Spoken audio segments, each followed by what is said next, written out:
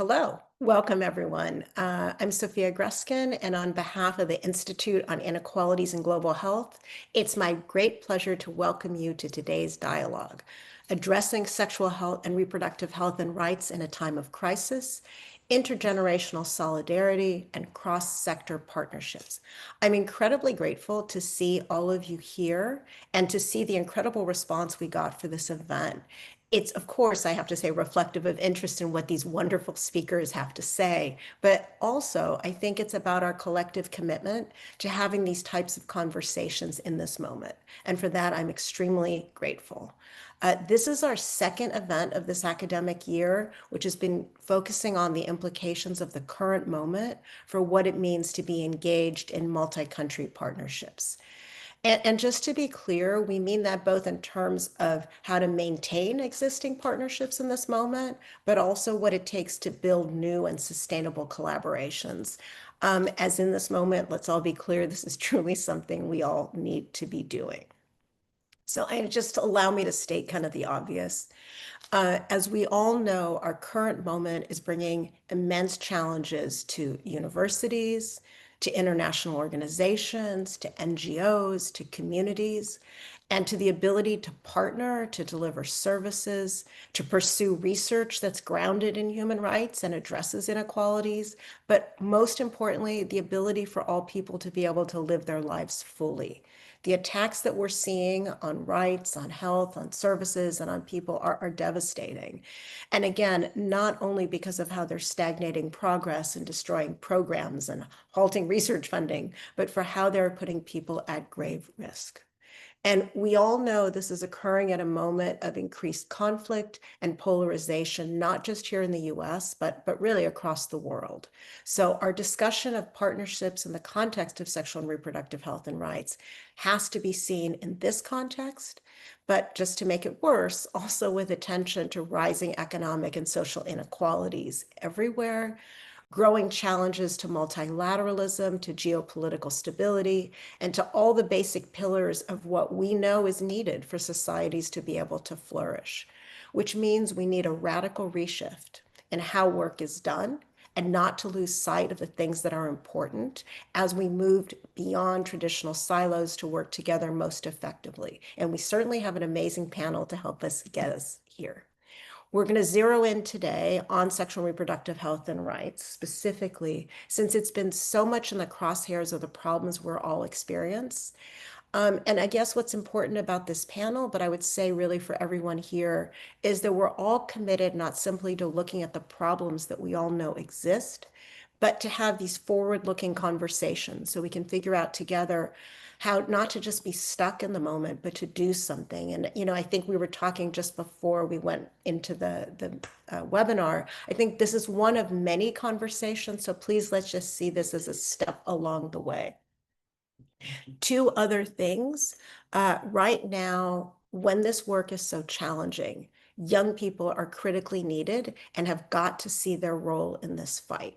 And so my hope is that this multi-generational panel is going to inspire not just established professionals to leave the event with new attention to intergenerational solidarity, but most importantly, that young people in the audience feel inspired and see their role to be able to take up leadership in this collective fight for the future.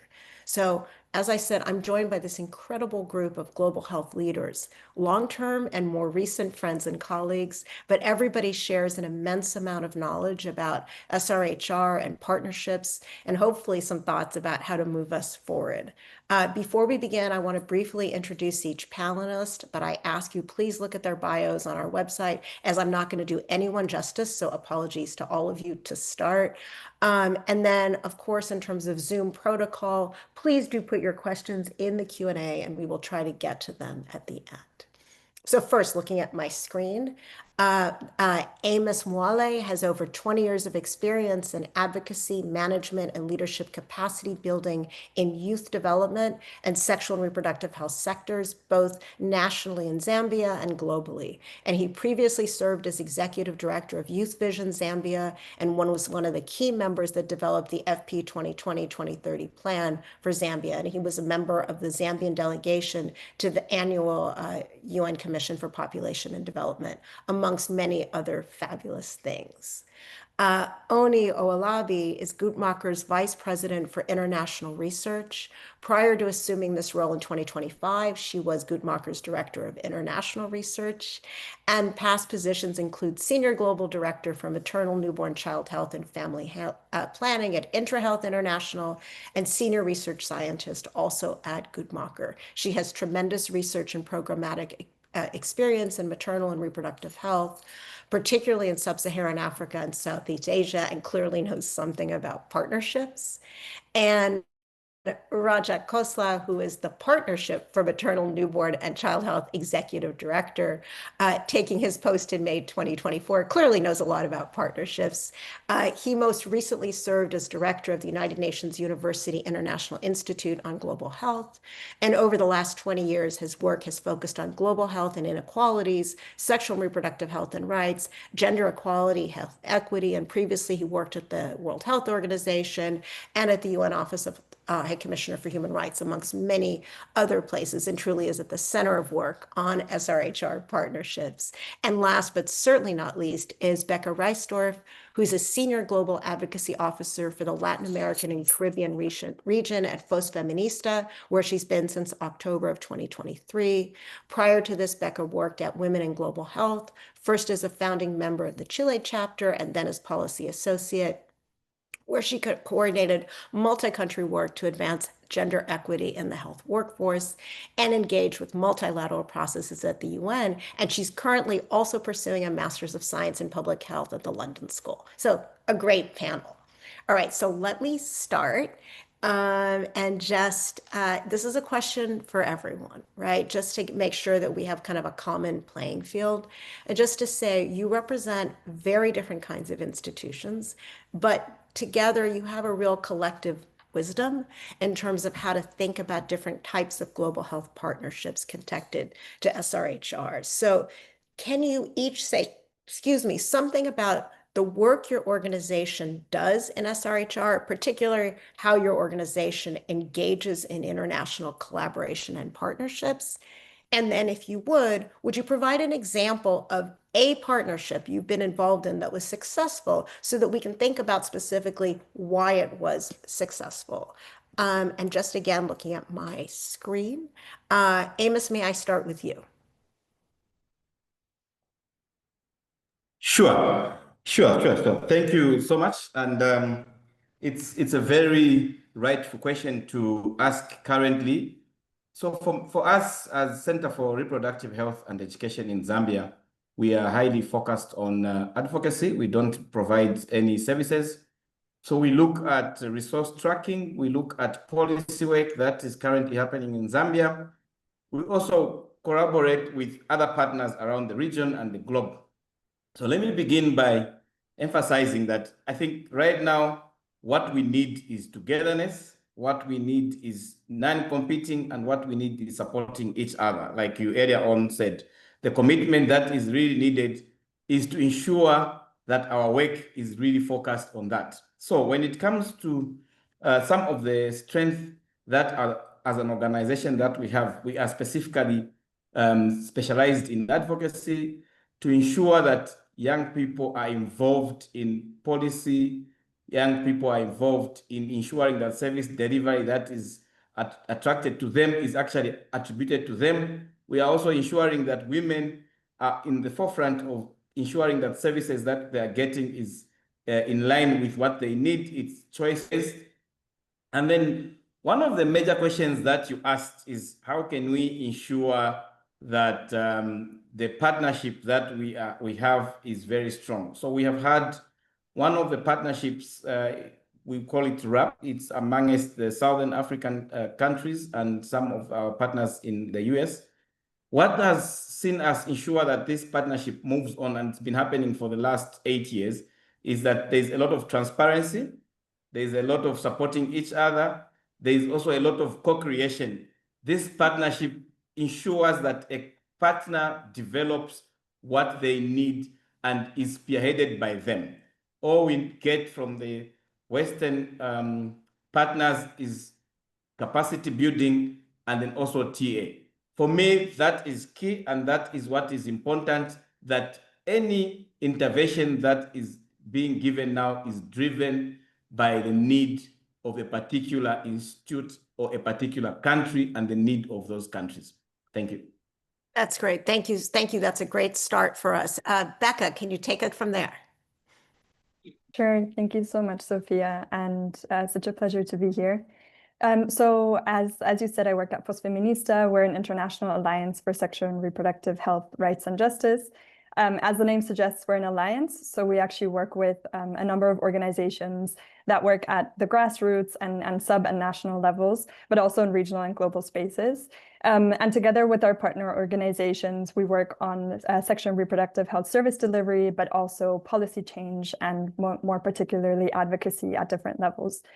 And through this work, what we try and do is we really try and bring together different actors into spaces, facilitating those spaces. We also magnify innovative and partner-led solutions to solving some of the most pressing sexual and reproductive health issues. And we also facilitate horizontal engagement with different actors. So that's basically how the Alliance work and how we work with our partner organizations at different levels. But beyond the Alliance, we also work very closely with partners and other stakeholders, many of whom are also in the room today, or all of whom are in the room today, I would say, to really address some of these pressing issues. And we work in different types of partnerships. And I think in relation to a specific example, I wanted to take advantage of sharing one that we had very recently, which was in the lead up to the Commission on Population and Development, which was happening in May of this year, where we actually collaborated with Rajat and the Partnership for Maternal, Newborn and Child Health to host a roundtable with some member states to really talk about how we can make sure that the agenda on sexual and reproductive health at the Commission on Population Development isn't pushed back. And while we didn't get a favorable outcome at that time, that engagement made us work very closely together. And we have since then collaborated in different spaces, and we continue to have discussions that kind of were born there and that have developed further along, going beyond also just sexual and reproductive health, but integrating it into other agendas like the agendas for economic justice and the broader gender justice movement. So I'll leave it there. Thank you. Thank you. Thank you for that. And clearly, Rajat, you're next. Please go ahead. Since you were called out so specifically, go ahead. Thank you. Thank you for that, Sophia. And thank you, Becca, for laying that out as well. The Partnership for Maternal, Newborn and Child Health is, various ways to describe it. It's the world's largest alliance with 1,500 partners across 130 countries around the world.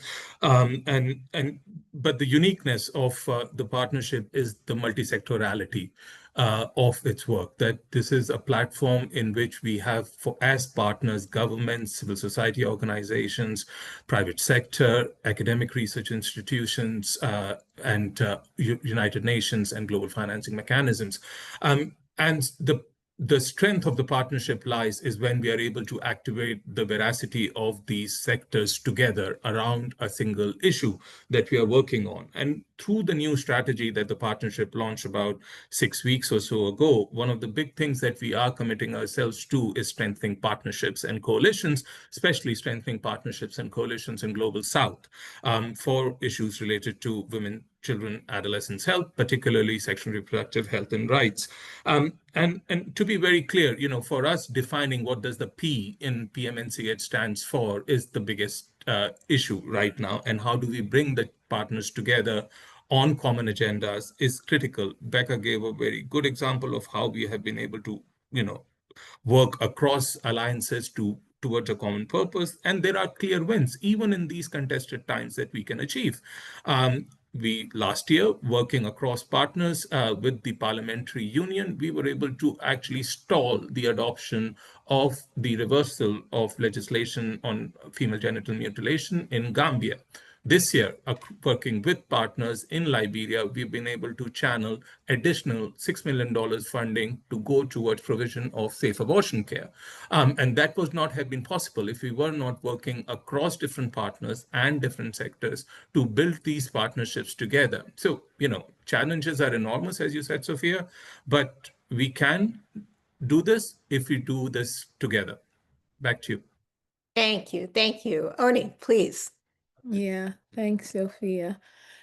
So Guttmacher Institute, which I work for, like Sophia said, we're a leading research and policy organization committed to advancing sexual reproductive health and rights worldwide. And I would say like Guttmacher really prioritizes the production of evidence with the sole aim of informing policy. We do conduct research in the US, but in all other countries outside of the world. And even though we have a lot of breadth at the global level, we do not have any research teams or staff outside of the US. And so our work, like Raja said, has been done in close partnership since our inception. Our research collaborators include many kinds of partners, including academic institutions, strong individual researchers with an interest in SRH, other NGOs like us, government agencies, including statistical departments, folks from ministries of health. And we're also very careful to make sure that we're facilitating a horizontal connection to colleagues who lead advocacy and dissemination for the work we're co-creating, co-designing, and finalizing in each and every one of these countries. We have a big institutional value for what we call equitable partnerships. And we have a whole initiative that has been led and co-created by one of my colleagues who I see on the call and more. And I won't go into that, but when I think about a partnership that I'd love to talk about, I'm very excited to be talking about one of our oldest partnerships and our closest friends in the Africa region, which is the African Population and Health Research Center, APHRC. I think we've been working closely with them for over 15 years. APHRC built out a relationship with Guttmacher working on a landmark adolescent study. Subsequently, we conducted the first national study of the incidence of abortion in Kenya with them, drawing on new innovative methods that were developed by Guttmacher researchers and really leaning into their deep contextual expertise in Kenya to conduct this study. And over time, our relationship has evolved significantly from one where we were primarily getting grants and supporting APHRC to do this work to one where they have designed studies in other countries such as Liberia and Sierra Leone and have reached out to us, and we have collaborated as technical partners conducting this study. And most recently, with many of our partners whom we have worked with over very many years, there was a big call for a sort of coalition or consortium for African researchers who want to do research on neglected topics such as abortion. We reached out to APHRC and they became our thought partner, and they hosted our creation meeting. And right now we will be launching that coalition, which is called the African Coalition on Research and Communication for Abortion in Africa at ICFP. And we're very excited for the work that Guttmacher has been able to do, co-create with them, and to see our relationship transition into one where we're able to leverage our unique geographical locations, our strengths, and our interests to work together. Super helpful, and really just thinking about all these different kinds of partnerships. I have a kind of very quick question I'd like to ask each of you before moving into kind of maybe something more in depth. Just as a follow-up, as we think about this current moment and we think about how complicated collaboration is in this moment, what are your bottom lines? Are there bottom lines that you and your organization have put into place in terms of what can get done, how it gets done in this moment that you think would be helpful to share? And Oni, if you don't mind, I'd like to start with you and maybe kind of go backwards, just because it was your question that really kind of prompted that thinking. Yeah, sure, Sophia. I'm happy to share that. I agree with you. I think the question is kind of like, what do we have to do, and what does being a good partner look like in this moment? I think the first thing is being a good partner for us means we have the courage to show up, and we're incredibly grateful that even though we're in extremely constrained times with working on very difficult topics with a significant pushback, not just on SRHR, but on science and on expertise in general, that we have support to be able to do the work we do. And so one thing we're really trying to do is to make sure that with our partners who we've worked with over a long period of time, and with new partners we're meeting, wherever it's possible, we're showing up with resources. We're checking in on partners. We're looking for how we can partner creatively. We're trying to make sure that when we're raising money, we're not just thinking about ourselves. We're thinking about the work that our partners in country need to get done with their governments, and we're looking for resources that we can both use together. Because in times like this, there is a strong push to self-preserve, but we recognize that the movement is bigger than us, and we do not have the capacity to do this work on our own. I think the second thing that we're really trying to do is is to stay uncomfortable. There's a poem by a Nigerian poet which I like very much. It's by Tai Sholari. It's called May Your Road Be Rough. I think it really talks about embracing the moment we're in and recognizing that we have to do difficult things.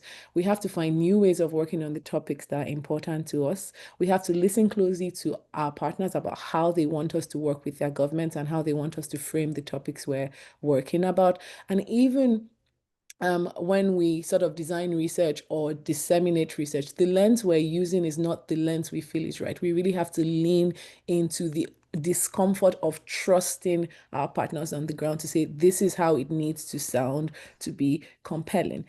The other thing that I think is a bottom line for us is we're really pushing to share power.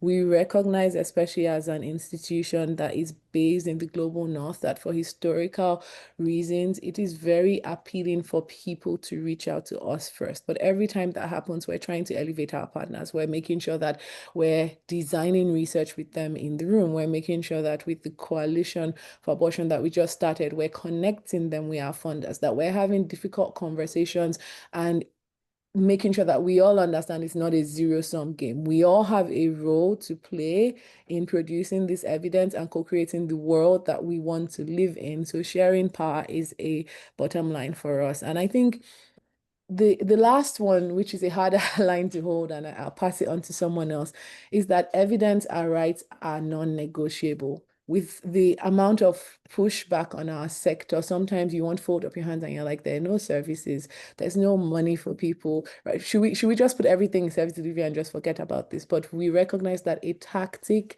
of this time is not to document what is happening so you cannot track it. So the role of scientific evidence, the need to transform how we collect it, but to maintain that government, NGOs, researchers, advocates need this evidence to be able to show what has happened, what is happening, and what will happen in the future is a line that we're determined to hold. Super, super helpful. Thank you. Becca, can I turn to you? Sure. Thank you so much, Sophia. Hard to follow that. I think I just want to nod to everything that Oni said, especially around the power sharing. I think in our work at FOS Feminista, it's something that is very much embedded and kind of etched into the way that the organization is structured, from decision making to kind of all the programs and even grant giving that we do.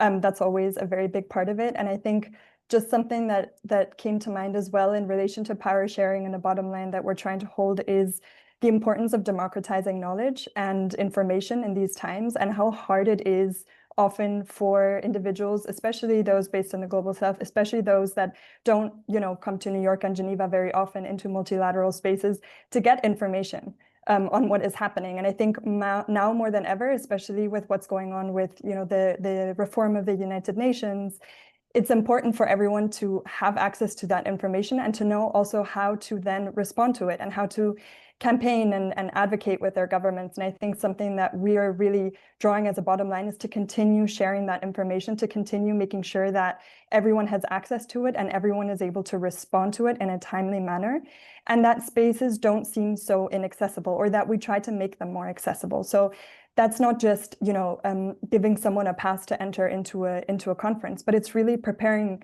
people for the space, for what it's going to be like, for how they can actually show up in a meaningful way and be engaged. And I think we'll talk about this further along, but from the intergenerational lens, I think that's especially important when we're working with youth activists and when we're trying to, make that engagement actually meaningful. So I think a bottom line, I would agree with Oni, is really around power sharing. And in practice, it's about democratizing knowledge. Thank you. Once again, Suze, thank you so much. Amos, can I hear from you on this one?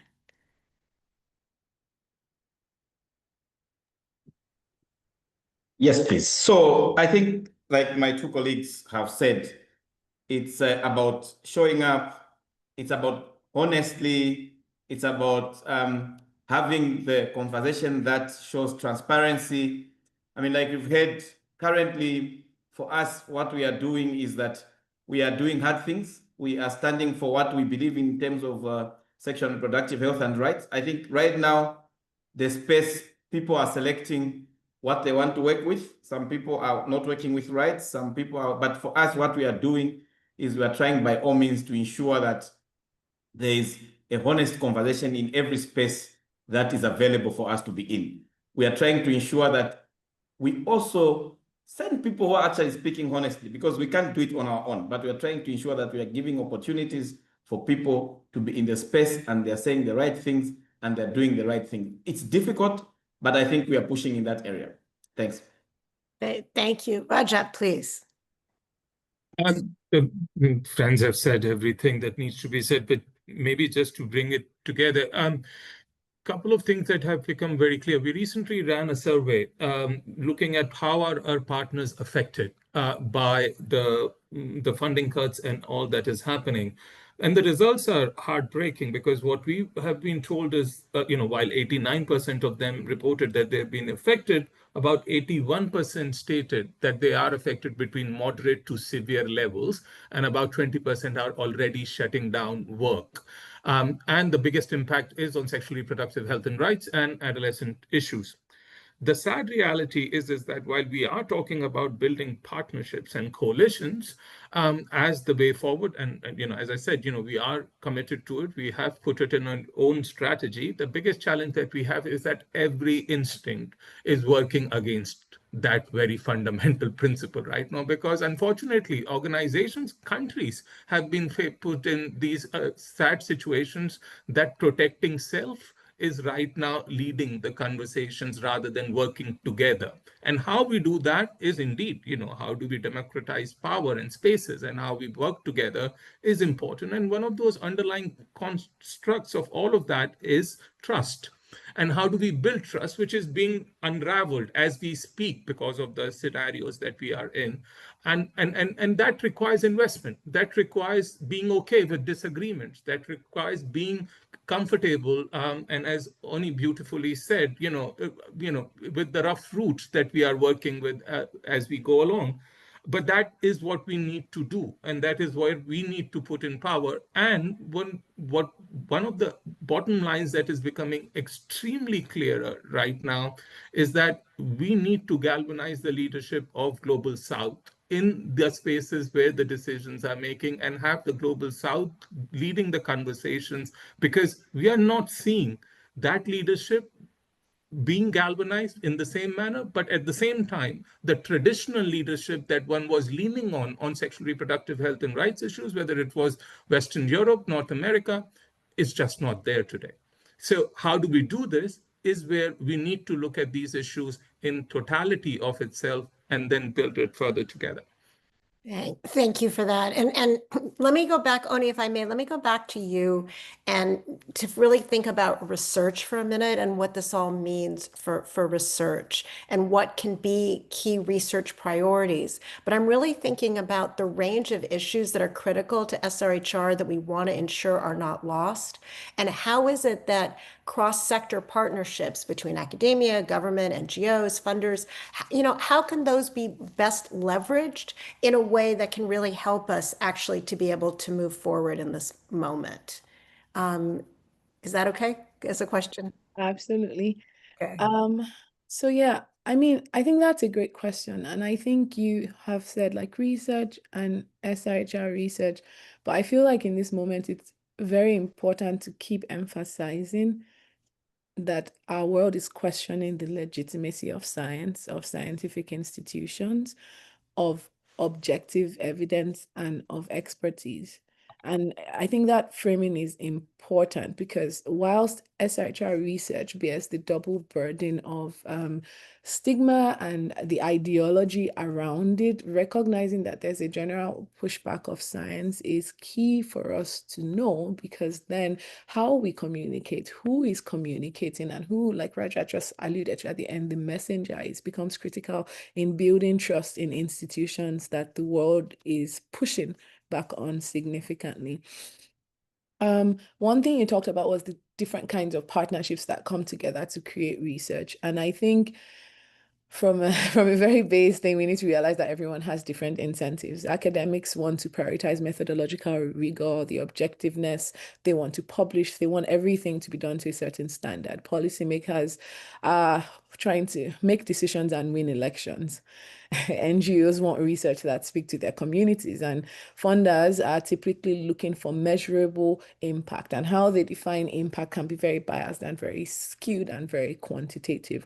And I think that in this time for SRHR, we really, as Rajat said, need to come together internally and think of a different way of structuring our system to leverage the relative strengths of each stakeholder and to reduce the friction from malaligned incentives. Funders have pet issues. How do we balance that? How can we work, first of all, recognizing that resources and access to resources is one of the biggest drivers of our capacity to do research in this space, to create new funding mechanisms for nationally led research that are transparent, that are accountable, that meet local needs, and that are not driven by a funder's interests. I think very, very important for us.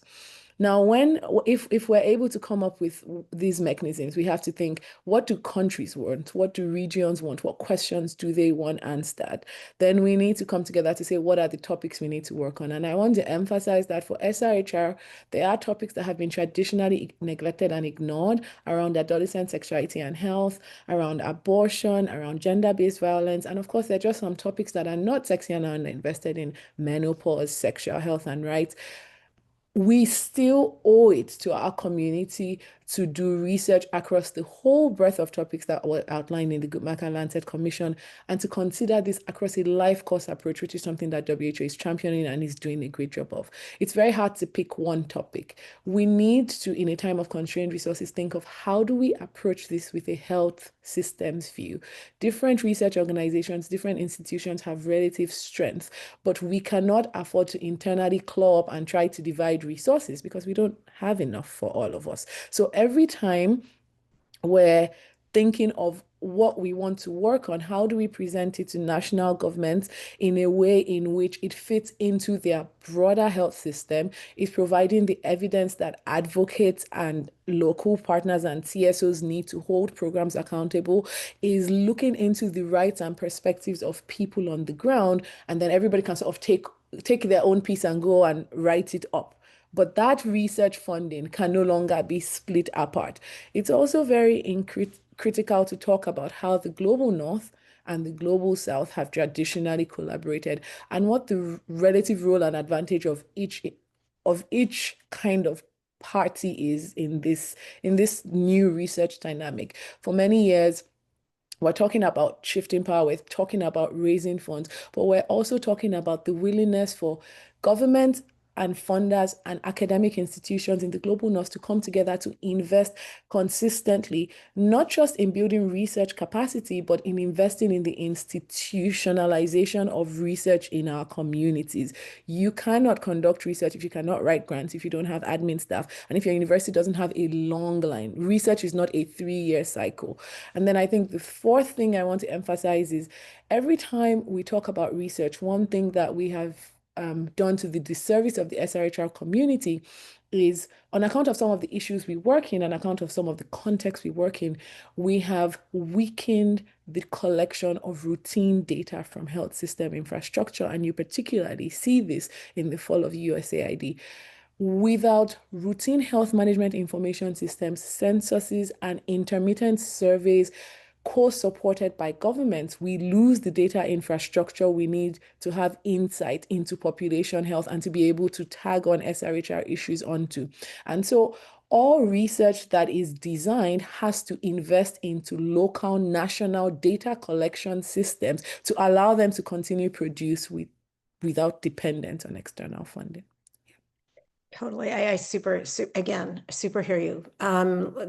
Very, very helpful in terms of, let me take that, and then, Rajat, may I go back to the survey that you mentioned for a bit and ask in terms of what else you're hearing from researchers, but also different kinds of partner organizations, not just about the challenges, but actually exactly as we were just talking about kind of what gets prioritized and how to be able to think about that.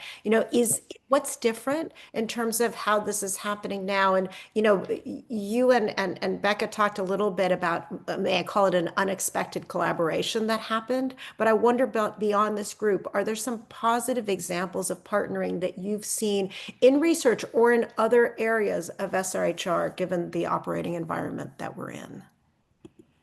Thanks for that, Sophia. And let me come to a very concrete, positive example of how collaboration is shaping up. But let me try and answer the first part of your question first. What is happening is rather unique and unprecedented. Does not begin to define that, because it's not just funding cuts that we are dealing with right now. We are dealing with a very rapidly regressing policy environment that we are operating in. And that environment, by the way, was already very bad before January this year. It has gotten much worse with what we are working with. We are talking about expanded global gag rule and its implications. We are talking about health becoming transactional with the way the America First global health policy is being implemented. There's a plethora of issues that are working over and above what was happening in the countries already. But there is a third factor that we hadn't factored in terms of how this will result in terms of and how it will impact sexual reproductive health and rights issues. That is actually the invisibilization or deprioritization of agendas related to gender equality and SRHR. So as global health is resetting itself, sexual reproductive health and rights issues are not put in at the core of its redefining. And that is a big problem, because not just within the multilateral spaces that we are talking about, but within the spaces at the country level, at the regional level where we work, we have now hearing very clearly countries do not look at these issues as their top health priorities at all. And that's a big alarm bell that should be ringing in everybody's mind, because, clawing that back in the future would be an impossibility because of what we just talked about, the waning of trust and everything else, and the dismantling of institutions that is happening. Underneath all of this that is happening, and that you cannot just think about it if you only look at it from a health sector perspective. You have to take a larger view on how these changes are being implemented, not just in the global north, but across the world. What's happening underneath is that systems of accountability, mechanisms and processes, which were supposed to provide the backstopping, are just not working. In many countries, we are not seeing them acting up, holding the duty bearers to account, and holding the line, as we would say. So it's a free-for-all situation, because also at the same time what has happened is the double whammy that we are facing, that the media and journalism is being silenced in countries and the civic space is being quashed. So what do you do in such situations? It is where the partnerships become critical and important on how we are able to advance these issues. But we have a bigger challenge on the table as well, because while the global south is trying to grapple with these issues and coming together and from very legitimate interest of development justice and bringing issues around developmental agendas on the table, global north is suddenly pushing a narrative on securitization. And securitization is how it is being defined, because insecurity of global north form these issues. And sexual and reproductive health and rights issues are bang on in the center of those conversations. And we have to deal with that. And a couple of other things before I move on to the solution part of what positive green shoots that we are starting to see. The other part is that the unbridled takeover by the private sector. And as the state purses are getting shrunk, and rather dramatically so in multiple country settings, there is an open house for the private sector right now without the rules of engagement being delineated. So you are actually having now in global policy fora, private sector and industry more present than the state. And this is where accountability lines are getting so blurred and so invisibilized that we have, a serious challenge. And, just a final point in terms of what you asked me, what else are we hearing, is the whole issue of how technology is being used within the space. Technology, not just what in terms of what we see on social media platforms in terms of mis and disinformation, but technology on how it is being used to stigmatize populations and communities and groups. So where we are seeing the strength coming from is when Global South is coming together. And one of the remarkable initiatives and the shepherds of that, people like Geeta Sen, Becca, Oni, Amos are all here, is what we call as the Global South Coalition. that has come together, led by global South countries in Asia, in Africa, in Latin America, to say, not on our watch.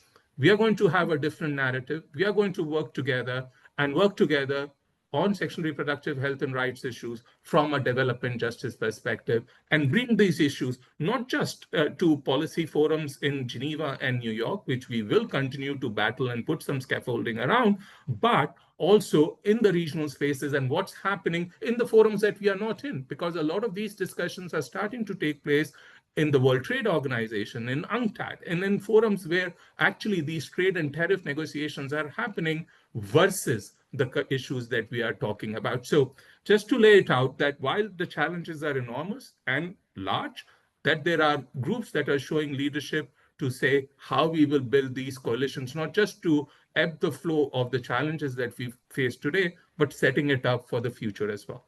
Back to you, Sophia. Thanks. And just to say, in terms of just to pick up on that point, in terms of groups showing leadership, I mean, Amos, can I move to you? Because I want to talk about intergenerational partnerships, and particularly the role of young people in championing SRHR in this moment, that the kind of leadership that's possible. So what does meaningful youth leadership look like now? And you know, if I can just be very blunt about this, how can institutions move beyond tokenism to ensure that young people are shaping, not just participating in these processes? You know, what do you, if I may ask, what do you, as somebody who's been in this for so long, what do you see as your role in these spaces? Help us here, please. Thanks, Sophie. And you see, our hope is in young people. Young people have a very critical role when it comes to sexual and reproductive health. First and foremost, you know that they are the majority in terms of the population right now around the world. Anywhere you look at, you find that they are. So for us as institutions, like everyone else here, we are crying for their voices. That's one of their major critical roles that we need to see from young people. For them, in terms of taking up leadership, we, first and foremost, as partners, what we are trying to do is to create an interest in young people to ensure that they are very much aware about issues in sexual and reproductive health, that their capacity is built. Once we know that the capacity is built, then we will not talk about tokenism.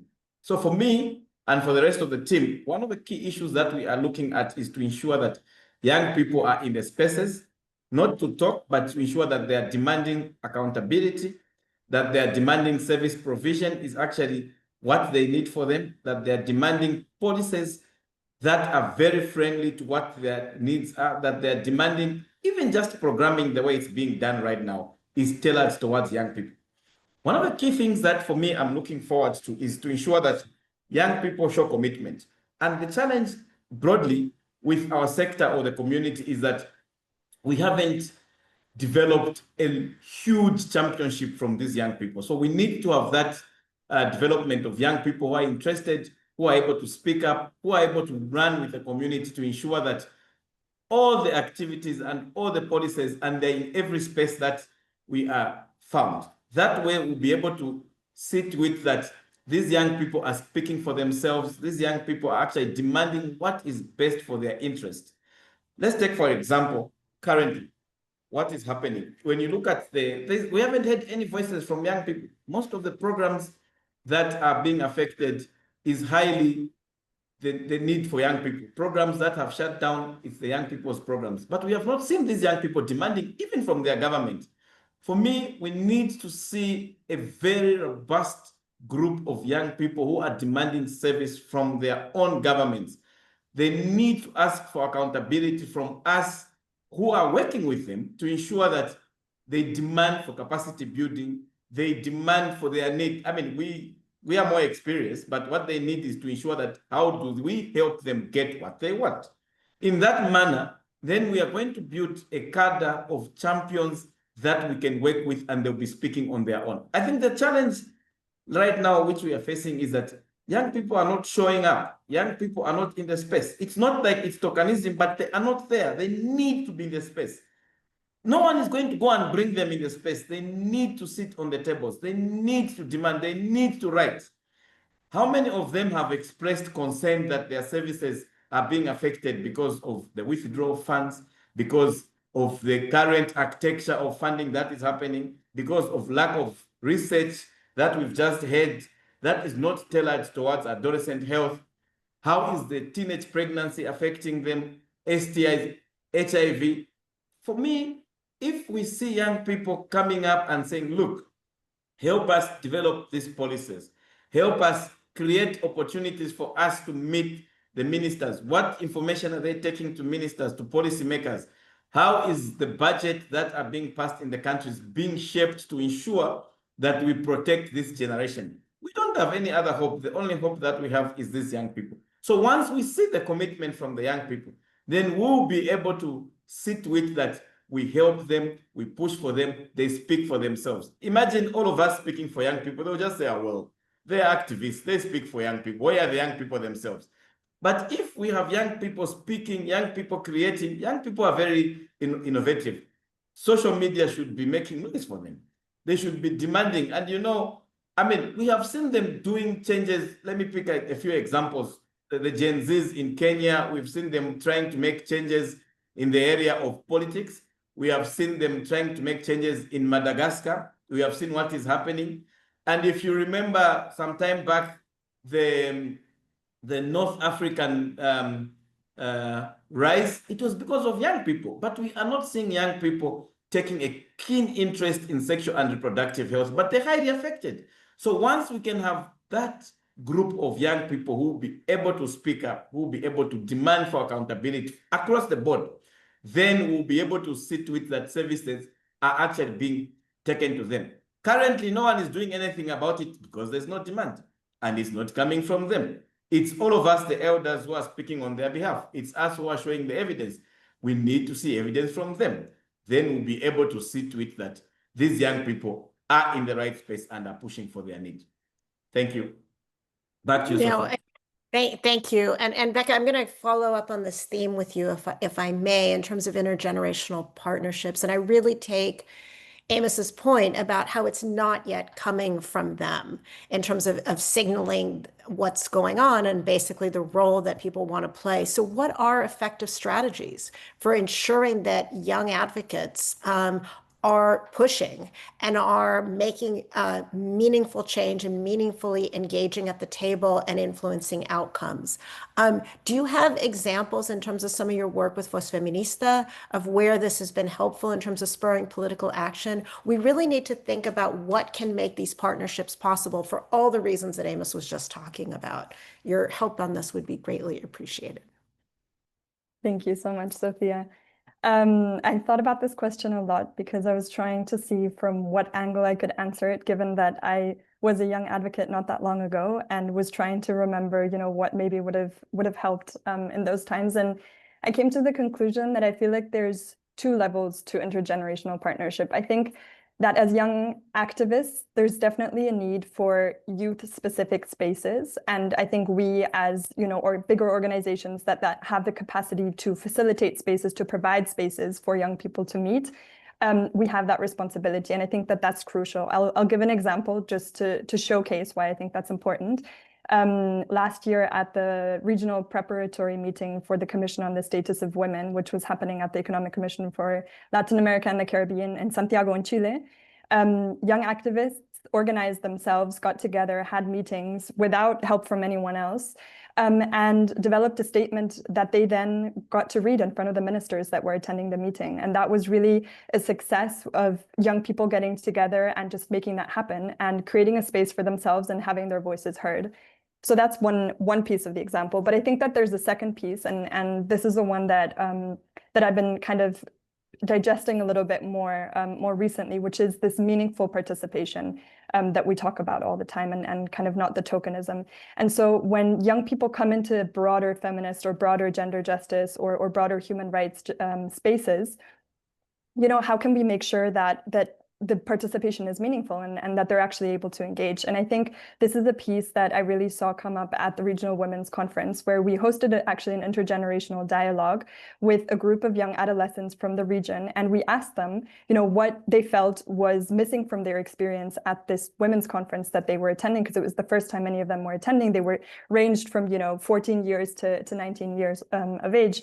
And they said that they had appreciated the youth-specific spaces, but they were also really keen to actually participate in the broader feminist spaces and to have their voices heard and to have a seat at the table and to be able to contribute their voices in those spaces and contribute, for example, also to the document that and the statement that was then read as kind of the feminist statement in front of the ministers. So I think it's twofold. I think there's the youth-specific spaces, but I also think that we need to make an effort to ensure that we're not just ticking a box and having those young people participate in youth spaces, but we're also including them into the broader intergenerational spaces in a meaningful way, so that their voices aren't just heard as a youth voice, but are really incorporated, as Oni was saying at some point, into this kind of life course vision around SRHR as well, within the broader human rights work that we do in different spaces, especially the multilateral spaces.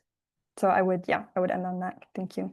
Thank you. Thank you. Thank you so much. I'm going to now, in the interest of time, I'm going to basically ask a kind of multi-part question, which will allow you all to take it as you like, because this is really probably the last kind of big intervention from each of you. And so what I want to ask each of you is, first of all, in terms of intergenerational partnerships, what are some common principles that you want to put out there to say, look, if we're going to be supporting intergenerational partnerships and cross-sector partnerships, what are some key issues here that we all need to be aware of? And if I may, just because I feel that in this world at this moment now, things are so complex, would you be willing to end your intervention with something positive, some vision, some action, some idea you have to be able to support SRHR that you think can help to move us forward, if that is a fair question? And actually, may I start with you, Becca? Is that okay? Yeah, of course. So I think in relation to kind of the first part of the question, something that, and relating it back to what I was saying also before around the intergenerational partnerships, something that I feel is really crucial is a recognition of the interdependence that we have as movements, as organizations, as partners. I think Amos alluded to this at the beginning. We really can't work alone.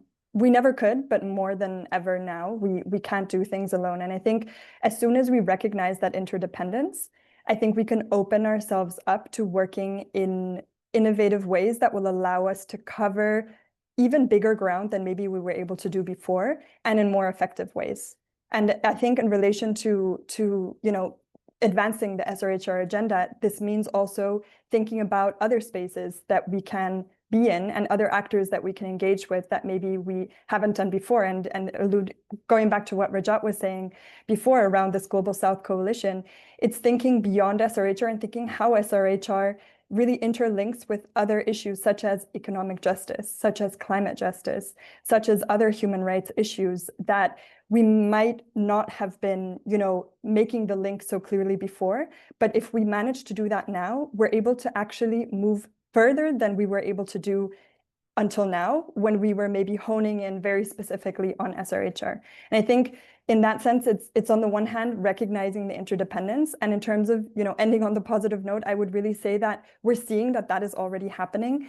At COP this year, the climate change conference, I know that there's a bigger and stronger focus on gender. There's even mentions of sexual and reproductive health on the agenda, and that's a first. And that really means that this interconnectedness between the agendas is coming to the forefront, and it's coming to the biggest stages, such as is the COP. And so I think that, ending on a positive note, I would say that we are recognizing that. The importance, I think, is of continuing down that path and really strengthening those partnerships to ensure that we take that work forward and continue those collaborations. Super helpful. Thank you. Amos, please.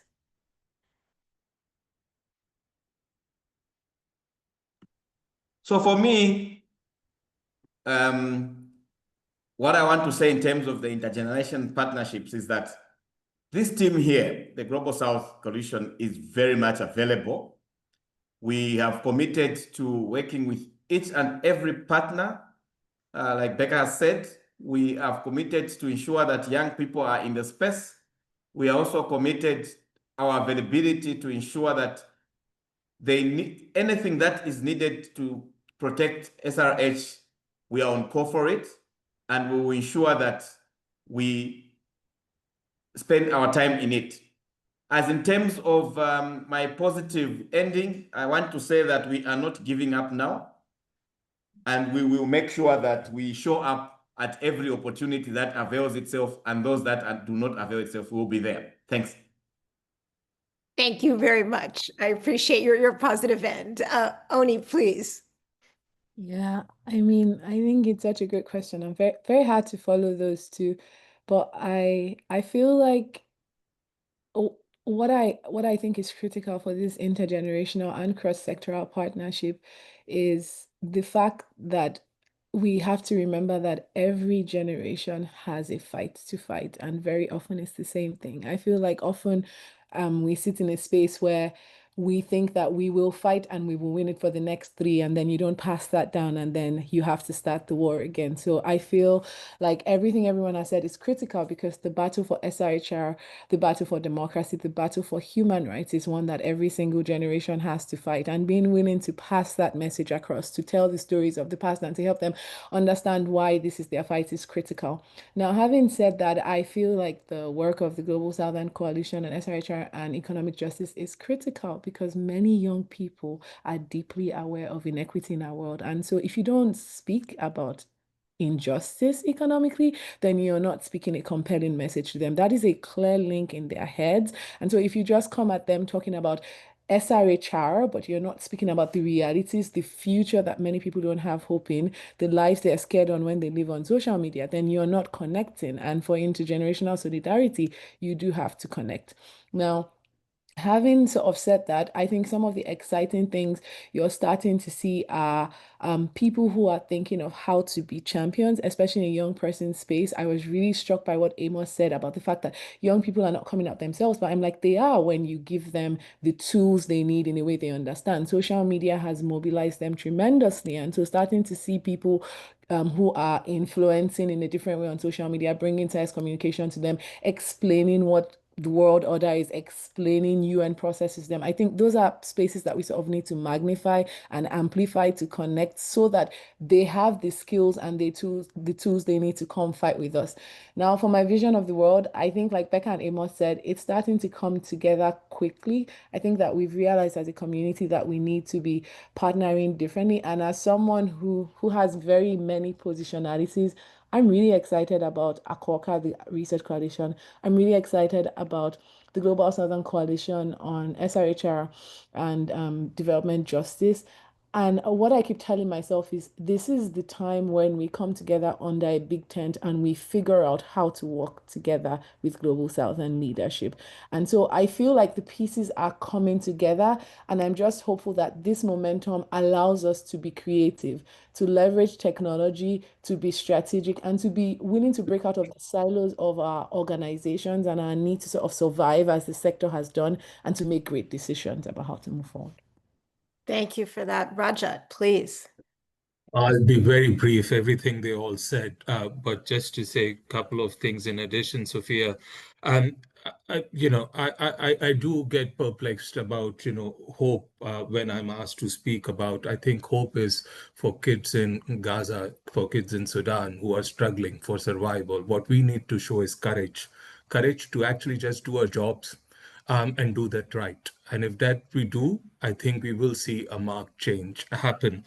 Change is possible, even in this worst of situations that we are talking about. But for that change to happen, we have to do things differently and do things with courage and stand up for human rights, not just when it is our issues, what we are dearly feeling about.